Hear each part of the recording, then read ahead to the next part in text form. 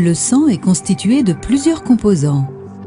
Les globules rouges qui transportent l'oxygène, les globules blancs ou leucocytes qui luttent contre les infections, et les plaquettes appelées thrombocytes qui permettent la formation des caillots sanguins. Le liquide jaune contenu dans le sang est le plasma. La prise en charge des symptômes liés au cancer et à ses traitements peut nécessiter des transfusions sanguines.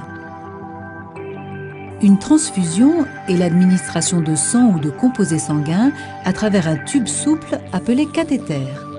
Celui-ci est mis en place dans une veine, par une aiguille intraveineuse, par un cathéter veineux central ou par un cathéter veineux central inséré en périphérie. La transfusion peut concerner un ou plusieurs composés sanguins.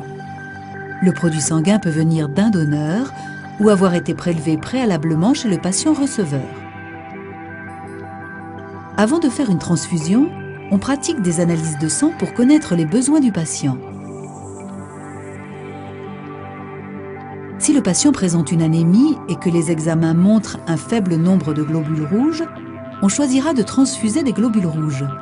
En effet, si le corps ne reçoit pas assez d'oxygène sanguin, il souffre de fatigue, de vertige et d'essoufflement.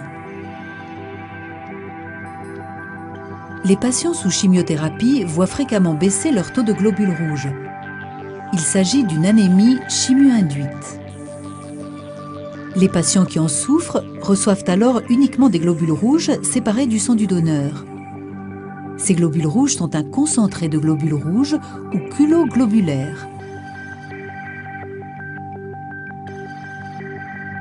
Les patients souffrant de saignements ont souvent un taux faible de plaquettes sanguines. Cela se produit lorsque la moelle osseuse qui produit ces plaquettes est atteinte par la chimiothérapie ou la radiothérapie. Certains cancers, comme la leucémie, abaissent le nombre de plaquettes sanguines.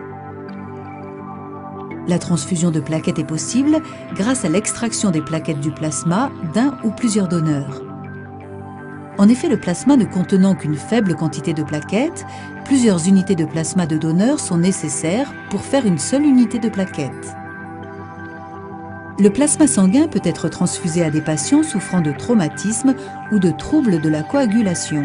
Lors du prélèvement sur le donneur, le plasma est séparé du sang et congelé jusqu'à son utilisation.